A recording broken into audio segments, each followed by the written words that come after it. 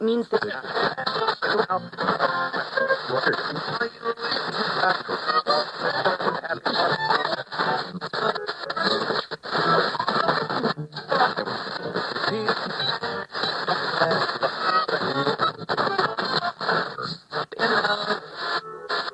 do it.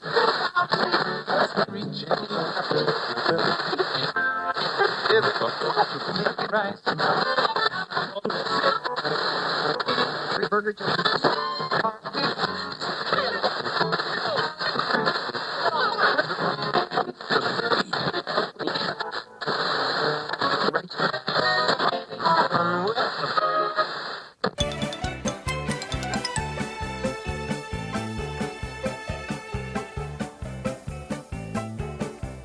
Welcome to Air Checks.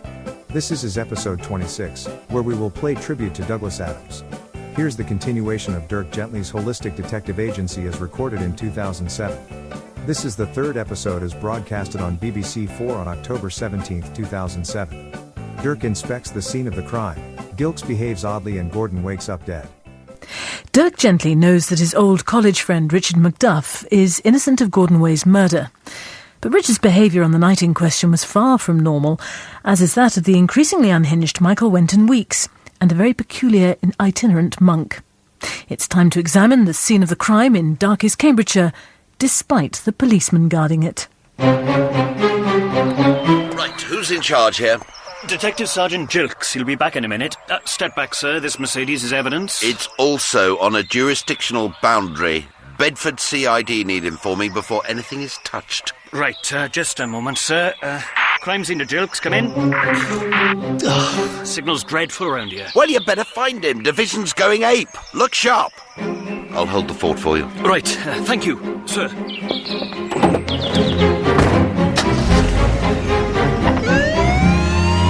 Richard, Miss Pearce.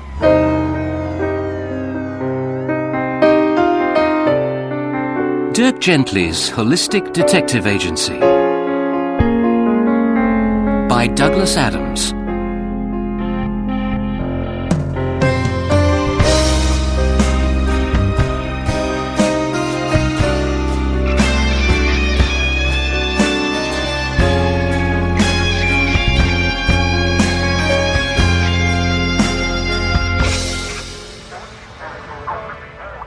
Yeah, I threw him out. I don't know where you hired him from, but it wasn't funny.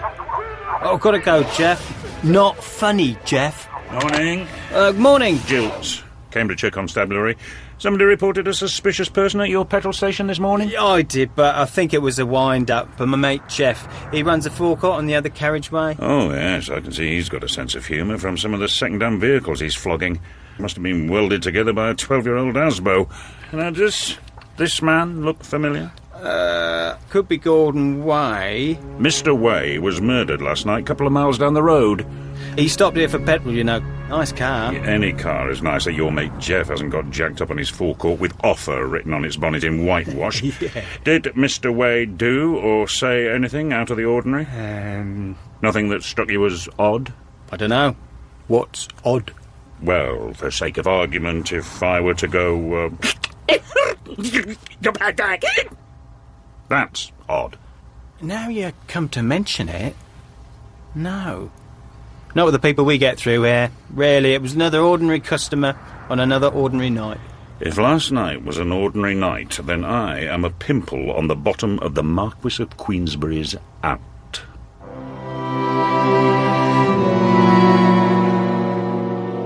Let's put ourselves in Gordon Way's Gucci loafers. Last night, this Mercedes is travelling towards the country cottage where he'll be entertaining clients for the weekend. They're American, so he's carrying guns in the boot. sounds like a reasonable precaution. And, as befits the owner of an expensive car stereo, he has no ear for music, so he's playing some old skating tune. Strauss wrote old skating tunes. That's Ravel. I thought he was the shoe shops. Then you're not thinking of Freeman, Hardy and Willis? Whilst driving, Gordon makes a call to his sister Susan and leaves a message on her answering machine. A message that its subject, her boyfriend Richard Macduff, finds when he breaks into her flat later in the evening. Correct, Richard? Correct. We'll come back to why you broke in later on. Now, whilst asking Susan to make sure Richard is working on vital software, Gordon hears a noise from the back of the car. Without hanging up, he gets out to check, at which point he is murdered with one of his own shotguns by an assailant who has to be hiding in this boot. Look closely at the boot lock. What can you see? Brown material caught on a striker. Hessian, perhaps.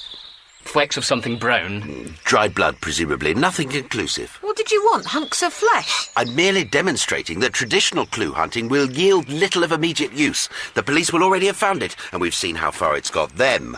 Isn't it comforting to know that you're wanted? Dirk, I promise you, I didn't do it. Richard, I do not concern myself with such trivia as fingerprint powder, telltale pieces of pocket fluff, and inane footprints. The term holistic detective refers to the fundamental interconnection. Yes, I heard you spin that line to your Mrs. Soskind. It sounds like a device for exploiting gullible old ladies. It might be if they paid him. My gift is to give a lot of charmingly quaint old ladies something to be happily cross about, whilst virtually guaranteeing the liberty of their cats. It's an optimistic way of life. I hope for fascinating and remunerative cases. My secretary hopes that I will pay her. Her landlord hopes that she might produce the rent.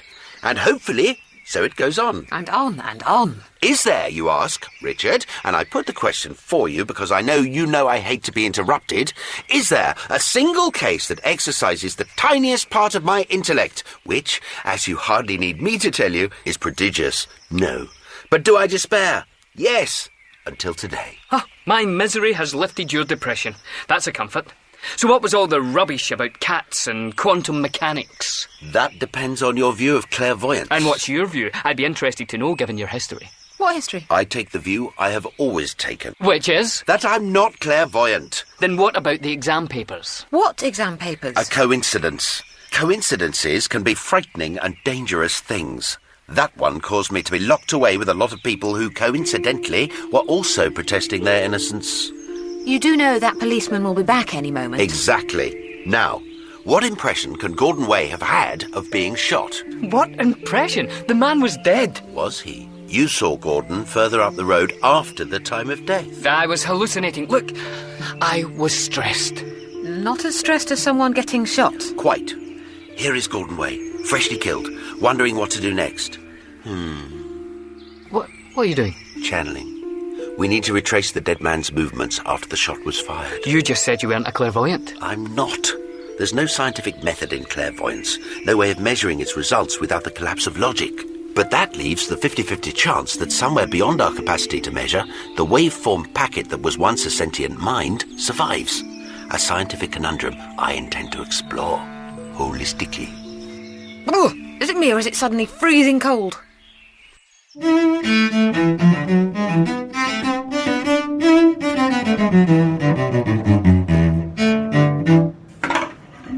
Oh, Gordon. Just a moment. Right.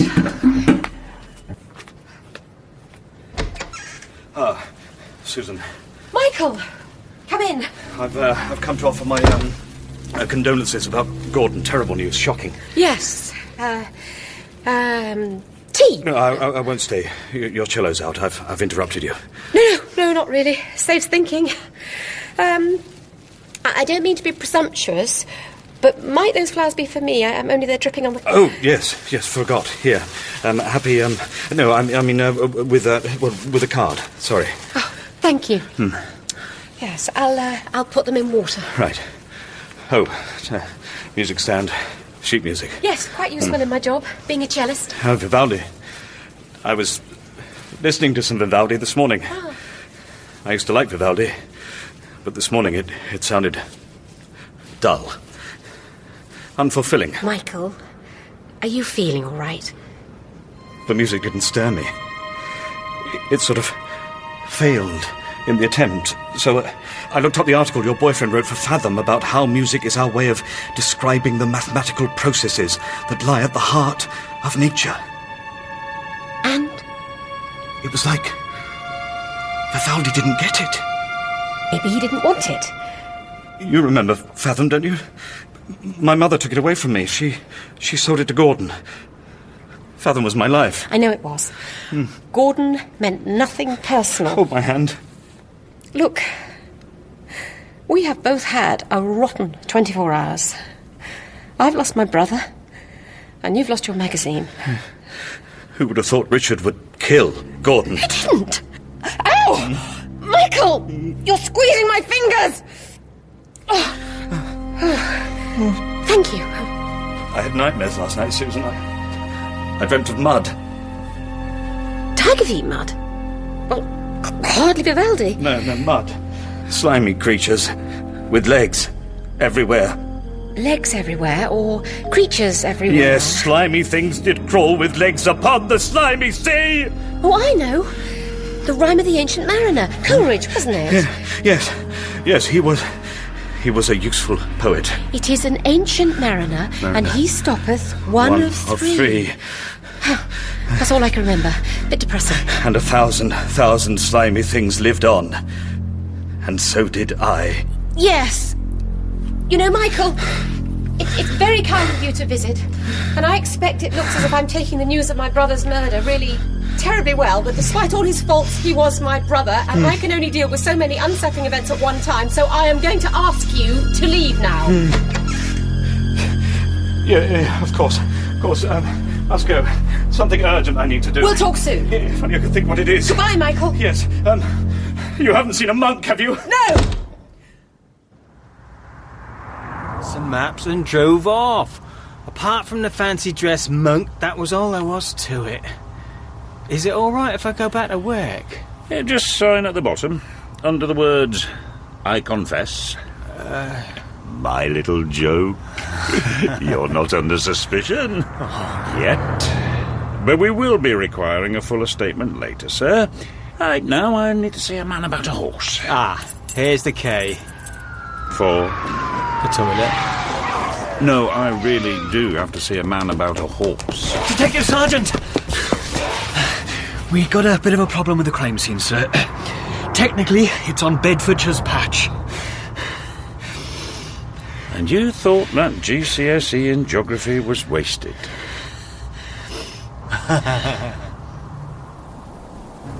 Gordon Way is dead, but he simply hasn't the slightest idea what he's meant to do about it.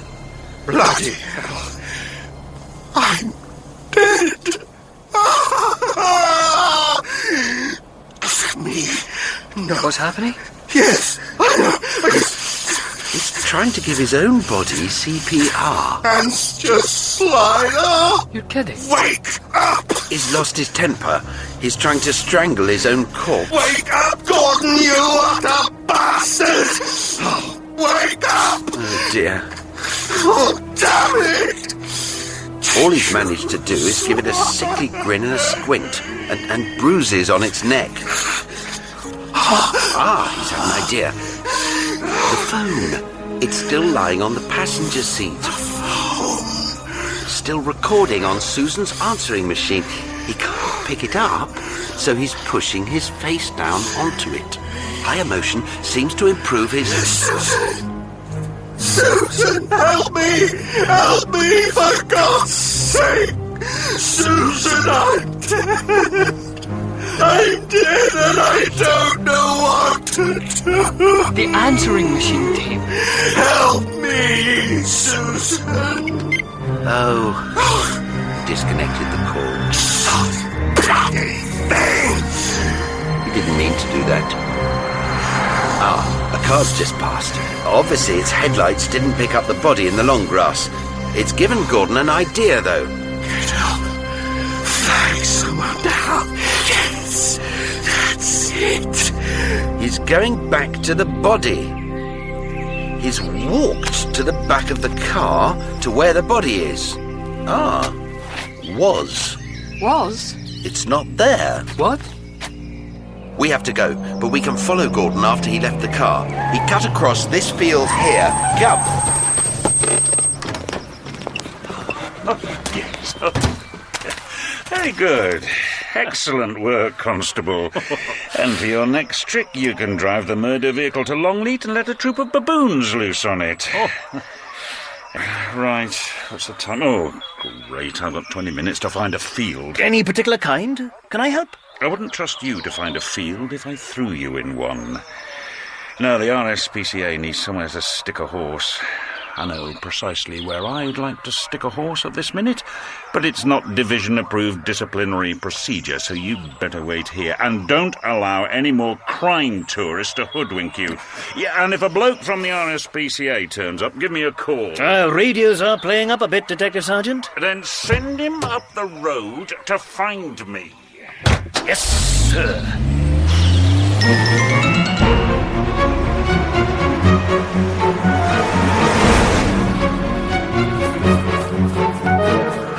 Gordon came this way, cutting across towards the main road there. Which is where I saw him. Mr. Macduff? Richard. Richard, what happened with Mr. Gentley and the exam papers? Right. Well, Dirk was always different. He stood out as a bit of a character from the moment he arrived at Cambridge, and that takes some doing. His name was Vlad then. Vlad Celli. He claimed his mother's family came from Transylvania, the smarter end. What, the bit with indoor plumbing, not the bit with castles and vampires? Well, I say he claimed it, but he denied it, which made it sound all the more likely. By denying all the rumours that he probably started in the first place, he was instantly... Popular? Notorious. Try and keep up. Gordon turns right here. Coming! So, what about the exams? The exams, right. I suppose it began with Dirk's roommate, Steve Mander. Dirk had dined out, had a big meal and a lot to drink, so he went to bed early. But Steve had exams the next day.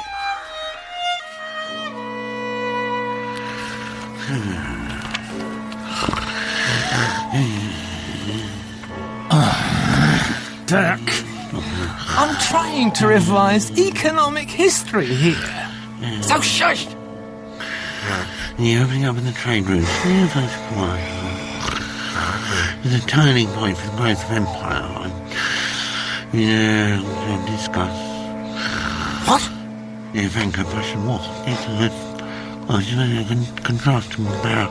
Stuffing it. I was just reading up on... Wait a minute. Okay. Say that again. The next day's exam had questions on everything Dirk had mentioned in his sleep. Left of the style. Coming! Go on. For the next month, Dirk was wined and dined every night in the hope that he would sleep soundly and dream-speak exam questions. The better he was fed, and the finer the wine, the more he'd talk in his sleep, and the better Steve got at shorthand. But ask Dirk about his supposed powers, and he'd deny everything. Come on, Dirk. People are saying all sorts of things, and you're denying it. But something's going on. Richard, if I really could predict this stuff, don't you think I'd get it right more often? That was the thing. He wasn't 100% correct when his sleep talk was put to the exam test. And that's what made the likelihood of him being the real thing seem even more likely. So he was? Everybody thought so. Even my tutor. Young Macduff, I didn't just call you in to dispense the usual doom about buckling down to it in your final year.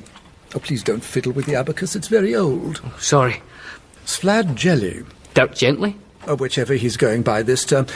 There are rumours that he's selling exam questions. What? Now, I know you've struck up a friendship with him, and I want to warn you against getting involved. You mustn't take Dirk too seriously. You know him. He feels he's got something to prove. Yes. If he were really making some kind of profit, surely by now he'd have bought himself a half-decent hat. I think Dirk was basically honest, but we're all subject to temptation. Does that make sense? Yes. I just wish he'd feel tempted to pay me. His judgment is poor, though, or he wouldn't have made predictions about the questions for the final exams under hypnosis. That's not the same as talking in his sleep. No.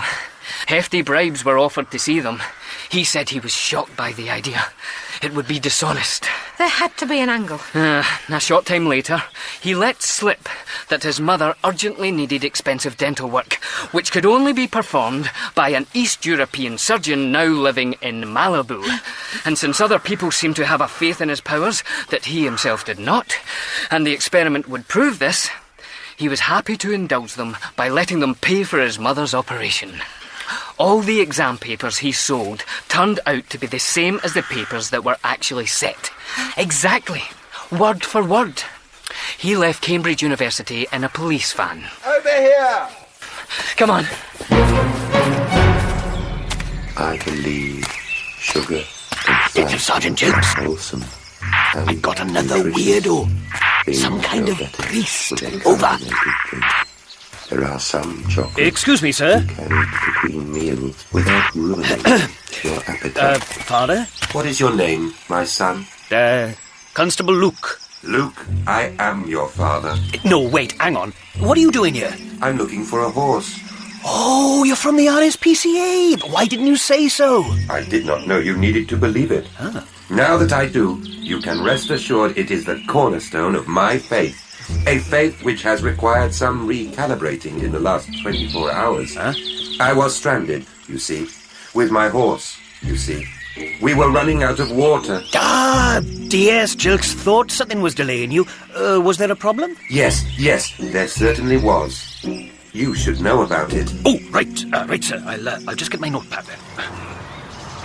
Gordon Way stops here, on this bend. He's trying to flag a car down. Yeah, this is where I stopped, where I thought I saw him. Pure coincidence that you should be passing just as he wants to hitch a lift. Pure coincidence? The purer, the more holistically significant. Hitch a lift?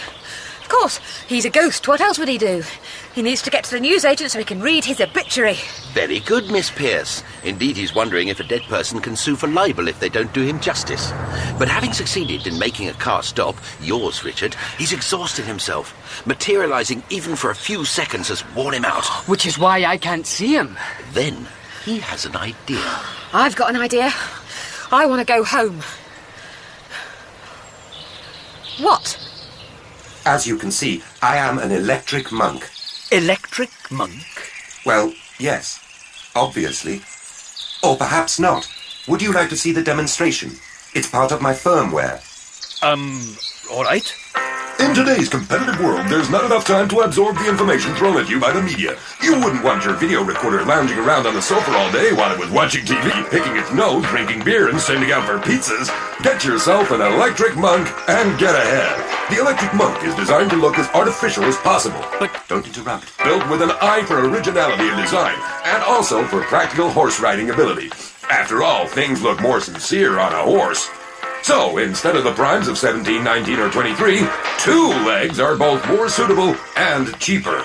The skin of an electric monk is pinkish looking instead of natural purple, and they're restricted to just a one mouth and nose, but have been given an additional eye, making for a grand total of 2. A strange looking creature, friends, but truly excellent at believing the most impossible things. Actual monk may differ from illustration or packaging. I'm sorry, I can't take all this in. You neither. Be careful you don't short-circuit. I was accidentally cross-connected to a video recorder that was monitoring 11,000 TV channels at once. The video recorder only had to watch them. It didn't have to believe them all as well. The man from the monk shop told my owner that I needed a whole new motherboard. Oh, so you're, faulty? I was turned out into a desert where I could believe what I liked, including a complete and utter certainty that the desert was pink. I was allowed to keep my horse, since horses are cheap to make. So I put my simple electric trust in pink rocks, pink birds, and pink clouds until a pink human appeared. He did not see me. He was rubbing pink dust onto his pink face. And that's when I knew I could safely believe there must be a doorway out of there. And I found it. And I came here. But I've lost my horse. Right. Look, sir, about the horse. You need to talk to Detective Sergeant Jilks. He's waiting for you. Of course he is.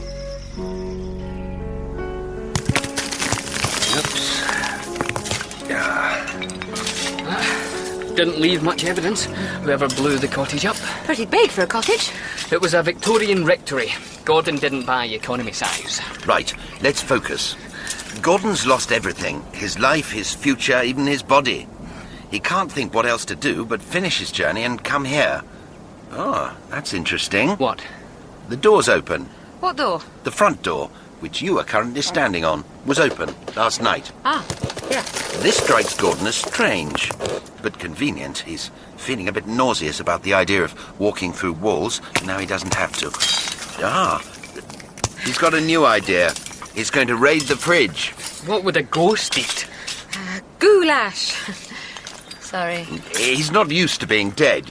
Usually when Gordon can't sleep, he comes downstairs to see what's in the fridge. Anything's better than hanging around all night waiting for things to go bump. Especially if they're me. He's noticing something about himself. His ability to grasp things seems to grow and fade in a sort of slow rhythm. Just at this moment, it seems that his strength is on the increase. How many things in this kitchen can I make work? Let's see. Pulling open cupboards, yanking out drawers, scattering cutlery on the floor. There's a man loose in a kitchen. Oh, food processor. He's turned on the gas, but he can't light it. There's one cupboard he didn't manage to open, the broom cupboard. Turn, you swine! He's determined to finish the job. Yes! And he's done it. Something fell out. A broom? His body. Nice touch. Good gracious. I didn't know it was possible for a ghost to faint. So, who blew up the cottage?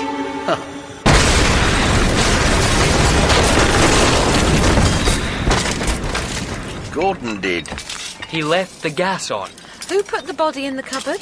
Don't know. And I've lost the trail. Gordon's gone. So, we still don't know who killed him, and I'm still wanted. Has this been any use at all? It has been of the most extraordinary use. Now we have to get back to the office. There's something urgent I need to do. Go to the bank? Hypnotise Richard again. Here you come, old fella. Steady on there. That's a good boy. There, just take his halter, Sergeant, while I close up the box. Farmer says he'll look after the horse till we trace the owner. Oh, easy, man, easy. Look, he'll be all right, will he? He's got grass, a nice big tree to shelter under, a lovely stream down the bottom of the hill to drink from. Couldn't be nicer. Off you go then, lad. Thanks for your help. No problem, Sergeant Dirks. Let me know when you trace the owner.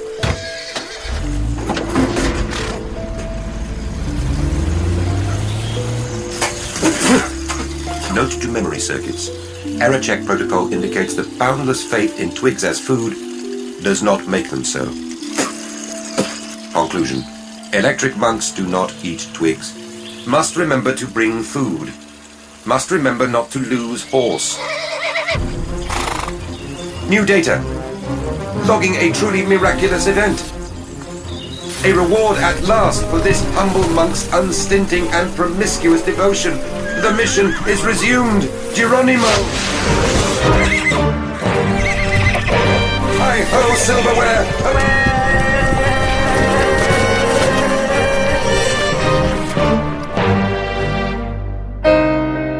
In episode 3 of Dirk Gently's Holistic Detective Agency by Douglas Adams, Harry Enfield played Dirk Gently and Billy Boyd was Richard Macduff. Olivia Colman was Janice Pierce, Felicity Montague, Susan Way, and Michael Fenton Stevens played Michael Wenton Weeks. Toby Longworth was the Electric Monk, Robert Duncan played Gordon Way, Jim Carter was Jilks, and Andrew Sachs played Professor Chronotis. Wayne Forrester was Constable Luke, Andy Seacombe, Steve Mander, and Philip Pope played the garage attendant. The announcer was John Marsh. The music was by Philip Pope. The programme was dramatised by Dirk Maggs and John Langdon. Dirk Gently's Holistic Detective Agency was produced by Joe Wheeler and the director, Dirk Maggs, and was an above-the-title production for BBC Radio 4.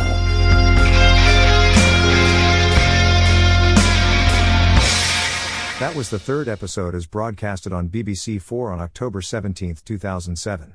Here's episode 4 as broadcasted on the BBC 4 on October 24, 2007.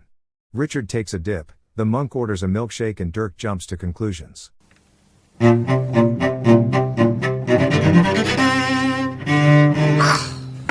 on, Susan. Concentrate. Sis. my goodness. I miss you. You can't see me either. I was dead to you as I am to everybody else. But I so smile.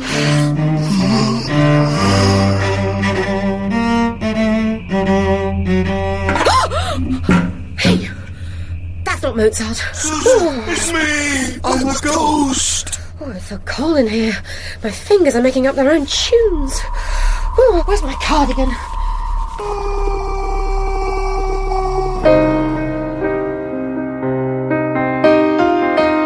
Dirk Gently's Holistic Detective Agency by Douglas Adams.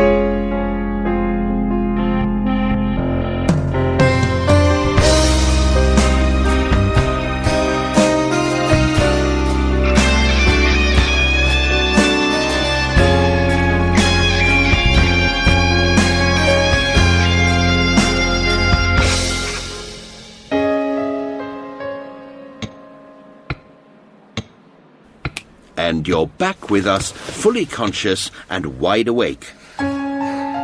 What a fascinating evening you appear to have spent while your employer was being tediously murdered. Yeah, well, I wouldn't call 2 hours of Coleridge's poetry fascinating, though breaking into my girlfriend's flat was a new departure. Miss Pierce! These lunch breaks are going to have to stop. They're becoming daily. Excuse me. This is a recording. Please leave a mess... Oh, hello, Mrs. Soreskind. Yes, well, expenses are necessarily expensive, Mrs. Soreskind. The clue is in that... Then I will explain to you again why the trip to the Bahamas was so vitally necessary. I wish I could find it in my heart to tell you that I find your scepticism rewarding and invigorating, but with the best will in the world, I am drained by it, Mrs. Soreskind. Drained. I think you will find an item to that effect on the invoice. Ah, yes. Here we are.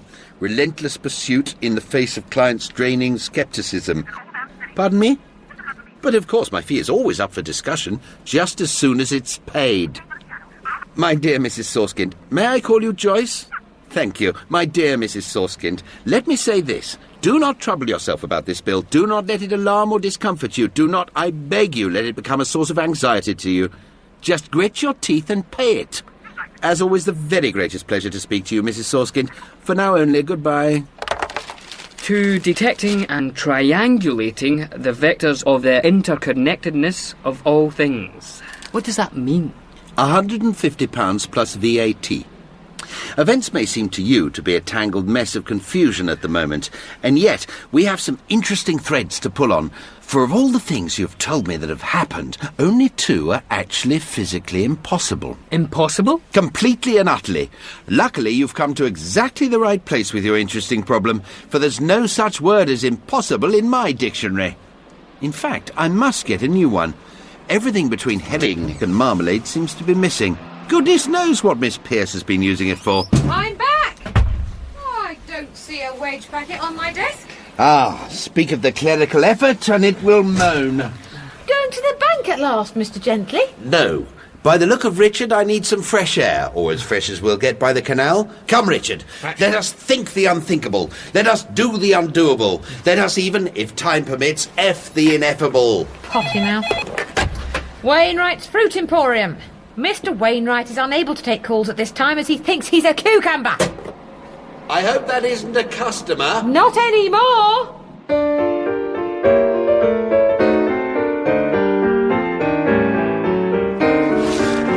She never held me, she never kissed me. All I wanted was one story, just one story right at night. Then, Mr. Wenton Weeks, moving on. Oh, must I?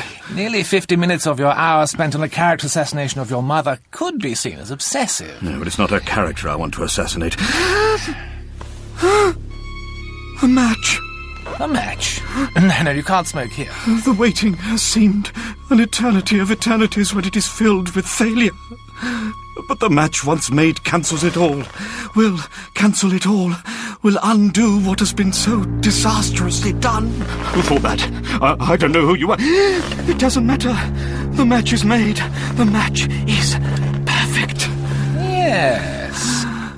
Now, there's someone else that seems very important to you.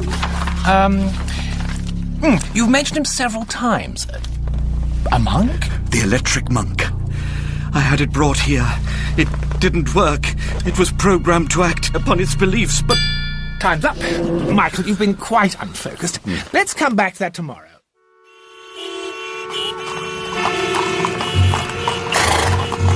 You know, trusty steed, there are days when my faith circuits do not strain every diode to accommodate the wonder of the universe.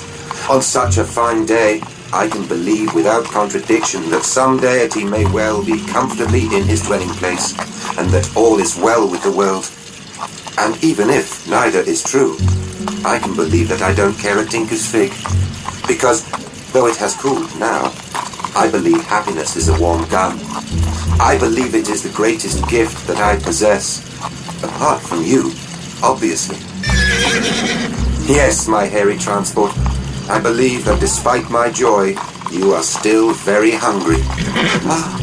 Then this must be the place for us. Do you want to supersize that? Yeah, with cheese and the extra fries. Yeah. Oh, what do you want? 2 happy meals. To go, or I will murder the milkshake machine.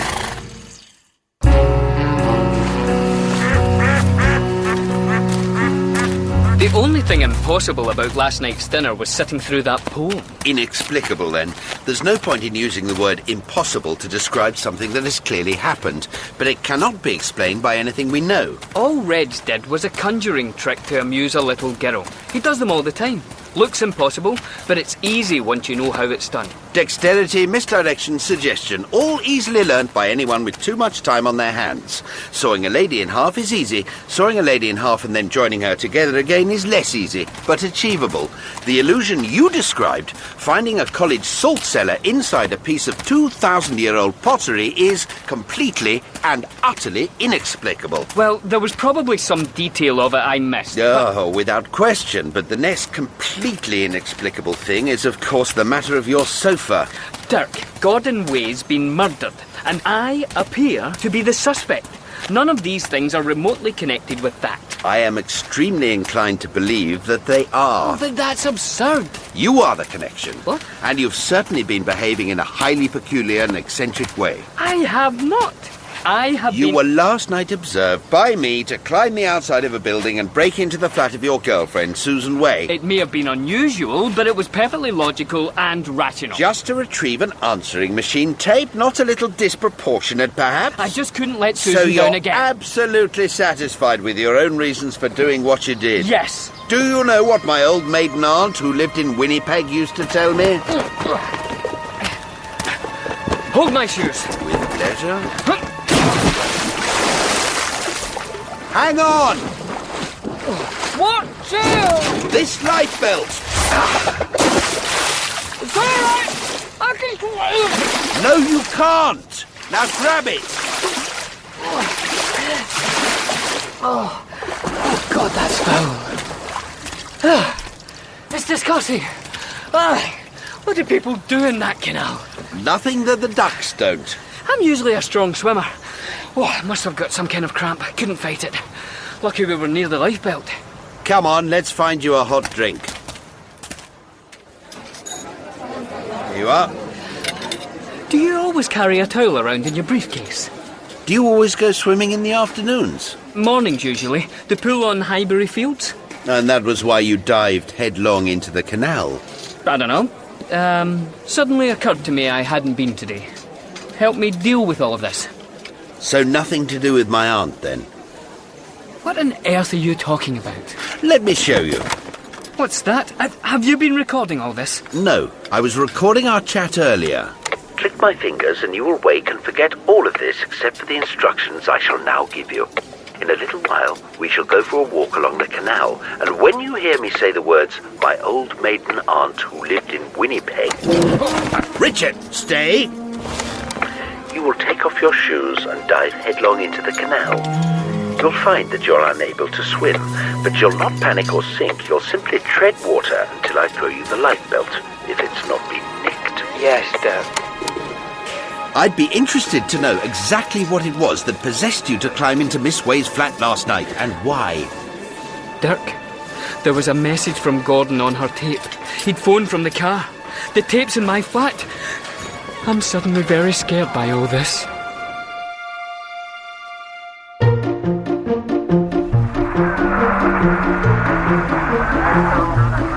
Bang on time. Coburn, I'm your relief. Oh, great. The murderer cuppa. Michael, Ken, I'll just get the saw. Can I help you, sir? It's all right, he's with me. Excuse me, sir. Stay there and guard this sofa. Do not let anyone touch it. And I mean anyone, understood? Not even me? Why would you need to touch it? I've orders to saw it up. Countermanded. Watch it like a hawk. I shall want a full report. Sir, is there something Have you searched the waste paper basket? Yes, sir. Well, search it again. Keep searching it. I haven't got all day. Who's here? The CID just left. I know. I had them pulled off. I'll be upstairs if I'm needed, but I don't want any interruptions. Sir, who? I don't see you searching the waste paper basket, and I want it deep searched. You understand?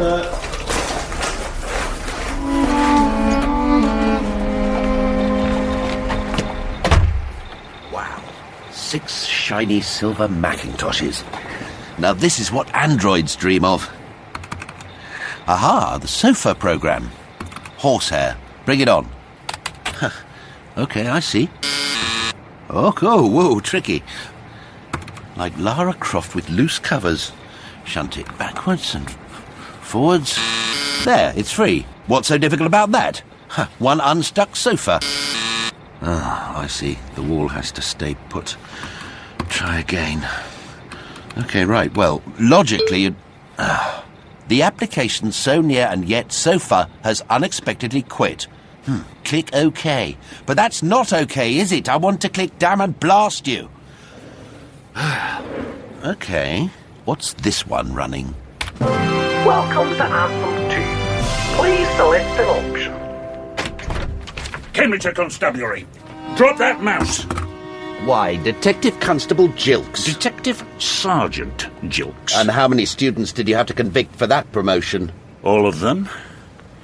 Do you know, when I arrived back here to discover one police officer guarding a sofa with an unused saw in his hand and another dismembering an innocent waste paper basket, I'm obliged to ask myself certain questions.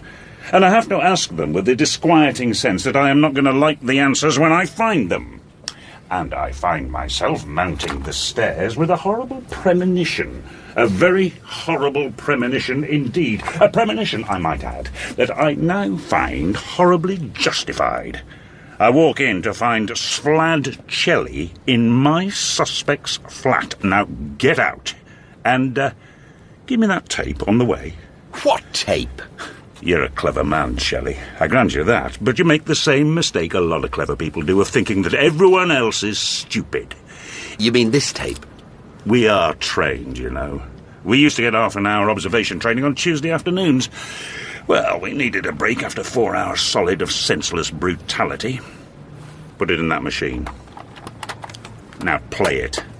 Let's see what you didn't want us to hear. It wasn't that I didn't want you to hear it. I just wanted to hear it first. As I don't claim to be a mind reader, an introduction... This is the tape that was in Susan Way's telephone answering machine last night.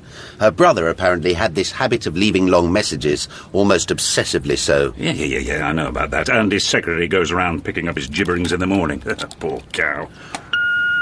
Susan, hi, it's Gordon. I suppose you can't shed any light on a horse discovered in a bathroom. It seemed to have an air of you about it. I cannot as yet, though it interests me strangely. I should think it bloody does. It would have interested you strangely if you'd had to get the bloody thing down a bloody winding staircase at 1 o'clock in the morning as well. I don't care what interests you, Shelley. You're a con artist and you're up to no good. I am here in pursuit of justice. Oh, really? Well, I wouldn't mix with me then, and I certainly wouldn't mix with the Met. What do you know of Macduff and Gordon Way? Of Gordon Way? Nothing beyond what is common knowledge. Macduff I knew at Cambridge. Oh, you did you? Describe him. Scottish. Tall, thin, and good-natured. A bit like a praying mantis that doesn't pray. A non-praying mantis, if you like. A sort of pleasant, genial mantis that's given up praying and taken up tennis. Sounds like the same one. And therefore completely incapable of murder. That's for us to decide. And a jury. juries. Though, of course, it won't come to that, since the facts will speak for themselves long before it comes to a court of law for my client. Macduff is your client. All right, Shelley. Where is he? I haven't the faintest idea. I bet you've got a billing address, though. Look, this is a perfectly normal, harmless murder inquiry, and I don't want you mucking it up, so consider yourself warned off as of now. If I see a single piece of evidence being levitated, I'll hit you so hard you won't know if it's tomorrow or Thursday. Stop the tape. Right. 3 minutes and 25 seconds. Stay here, and don't move, don't touch anything. I've made a mental note of the position of every particle of air in this room, so I shall know which ones you've been breathing. Tuck it. That saw down. Get on to Way Forward's office, get the details of Way's car phone. What have we really got here? There's something I'm missing. What? It's me, Gentley. Oh, it's cold. It's Gordon Way. I need your help. Is somebody here? Come on, man, you're the psychic. If you can't see me, who can? If anyone can hear me, hear this. My mind is my centre, and everything that happens there is my responsibility. Other people may believe what it pleases them to believe, but I will do nothing unless I know the reason why, and I know it clearly. If you want something, then let me know, but do not dare touch my mind. I didn't understand a word of that. Now, let me finish what I was doing. Susan, help me! Help me, for God's sake! Susan, Sorry about that. I was a bit spooked. What are you doing? I am now wiping that part of the recording. What? I'm sorry, but I have the welfare of my client to consider. How is anybody going to know I'm still sat here if you wipe the evidence? If the tape is going to establish the time of Gordon Way's death, then I don't want any embarrassing examples of Gordon Way speaking to turn up on the tape after that point, even if it is to confirm that he is, in fact, dead. Do you know who you are dealing with? Have you any idea of the asking I will be giving you if I had 3 minutes in a corporate leg? It's no good getting upset about it. If you are who I think you are, you have no business here anyway. Now make your peace and go. I'll go when I need... What do I need? What do I need? It's to do with the telephone. Yes! You want to make a phone call? What's the bloody number? It's like talking to Lassie. Impressive, but you're tiring. Damn it! You want to get a message to somebody? Yes, you're right. Right. Not now! Yes, I can see you're frustrated. I'm going to come in again, and when I do, I don't want to see anything of this kind going on whatsoever. Is that understood? Flat-footed, low-browed, knuckle-dragging twat! Right. Listen, Poltergeist, if you want my help, don't you ever embarrass me like that again. Sod you, then. I'll try elsewhere.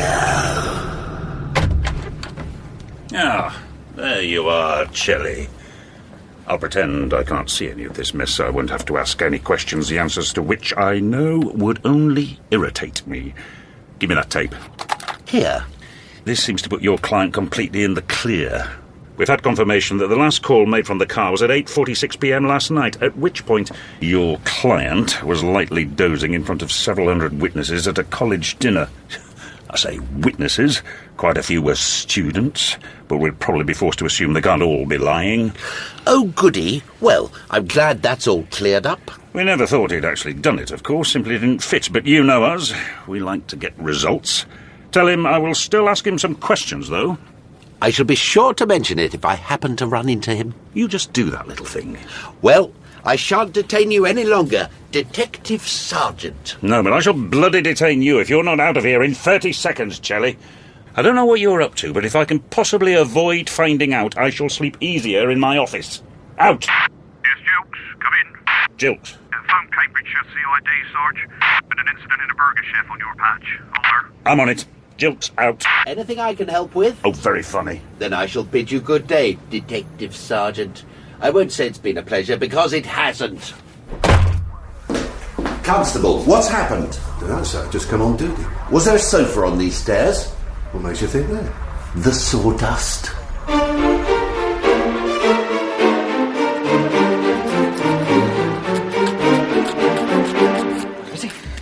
You'll wear a groove in that carpet, Mr. Macduff. I can't just hang around here for Dirk.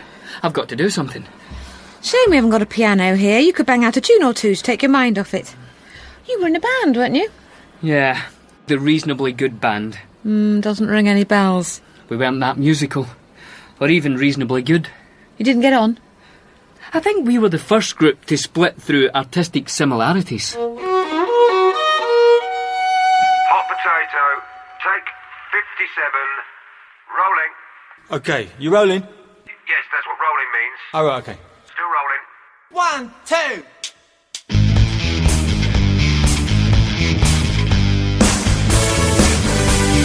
Hot potato, don't pick it up, pick it up, pick it up. No, I'm sorry, look, I can't do it, guys. I just can't do it. Well, you've just played it 56 times. Yeah, and that's the problem. Pin's right, it's crap. I hate this song. You can boil it, bake it, or roast it. It's still crap. Look, wait. We could do one of the other songs. It's all crap. I'd rather be in a tribute band, you know. Yeah. To the Wombles.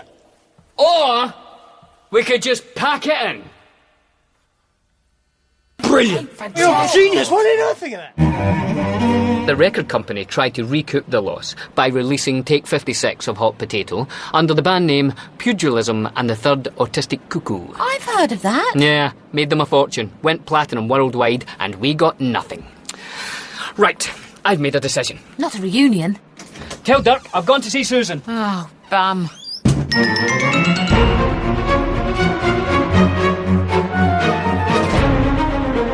Spare some change, madam. Spare some change. Oh, bloody mate. I believe that's the biggest horse I've ever seen. I am happy to relieve you of that burden, friend. What burden? Of believing this is the biggest horse you have ever seen. Even now I am becoming giddy with the vertiginous business of sitting on its vast back. Ooh. Relax and let your mind float downstream. Believing in this horse is no longer weighing down your busy day. Right. Spare some change? I have heard that greeting a lot today. And a very spare change to you. Good day. Spare some change? Right, son, off that horse and assume the position. You're Nick. I will assume any position you like. Shut up! I believe my face is in your armpit. Oh, how uncomfortable. Thank you. We haven't got a right one here. I have another one on the left. Oh, shut up! Oh, yes. Miss Pierce, what's that in your hand? And the envelope says on Her Majesty's service. Either it's your knighthood or a tax demand. I'm willing to take a bet which. Never mind that. What do you make of this? It's a lot of squiggles done in blue felt tip on typing paper. Yours? Yes, I believe it's the answer to the problem of our conjuring trick. It was a trick. What's the problem? It was impossible. Well, then he couldn't have done it. Stands to reason. Exactly. Consider this, an intractable problem. In trying to find the solution to it, I was going round and round in little circles in my mind, over and over the same maddening things. How to break this circle? Ask me how. How? By writing down what the answer is. And here it is. You see what I've done? I've transformed the problem from an intractably difficult conundrum into a mere linguistic puzzle, albeit an intractably difficult one. Go on, say it's insane, but it might just work. It's insane. Trust me. I know that there is something profoundly wrong somewhere, and I know that I must go to St. Sed's, Cambridge, to put it right, but I'd feel less fearful if I knew what it was. Look, just tell me, what do you think of this, then? I think it's childish squiggle. Then we need to be childish in order to understand. Only a child sees things with perfect clarity, because it hasn't developed all those filters which prevent us from seeing things that we don't expect to see. Then why don't you go and ask one? Thank you, Miss Pierce. Where's Richard? That's the thing. He's gone to see Susan Way. Excellent. Oh, well, hooray. What did you say his name was? It's, Dirk Gentley, in a way. In what way? A vague and shifty way. Mind you, Just about anything you could say about Dirk is subject to rather vague and shifty qualifications, especially the string of qualifications on his letterhead. If it's the police, we better get it over with. Miss Way, it is the most inexpressible pleasure to meet you, but also a matter of the deepest regret that the occasion of our meeting should be one of such great sorrow, and one which bids me to extend to you the most profound sympathy and commiseration. Richard, I've solved the problem of the conjuring trick. It took a 7-year-old child on the street to give it to me. What then is the solution, you ask, or rather would ask if you could get a word in edgeways, the improbability of which defies calculation, so I will save us all the bother and ask the question for you, and answer it as well by saying that it explains everything. It explains the trick, it explains the note you found, and it explains what the missing third question was. What missing question? The missing question that George III asked, of course. Asked who? The Professor. Don't you listen to anything you say. Last night, I saw you climbing into this flat. I knew that something was wrong. If you were not quite yourself, then who were you, and why?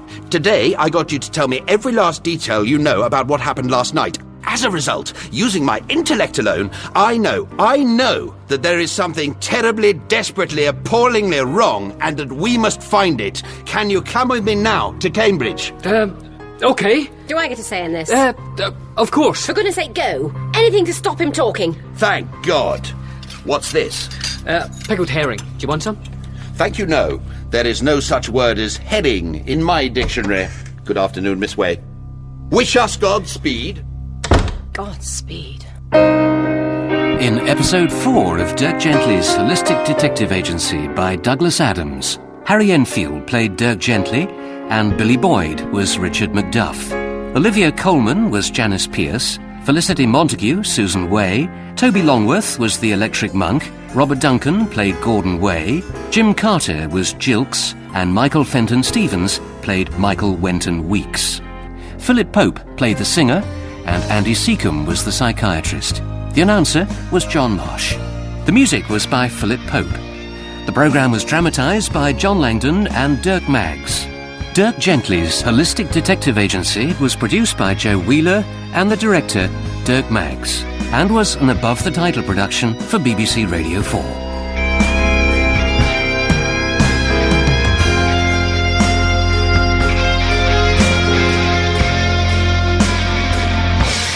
That was the second episode of Dirk Gently's Holistic Detective Agency. We will continue on with the rest of the series in tomorrow's episode, so stay tuned. Airchecks is a 3-hour podcast that is cut down to 1-hour increments and uploaded every Saturday and Sunday. See you on the same time and the same channel.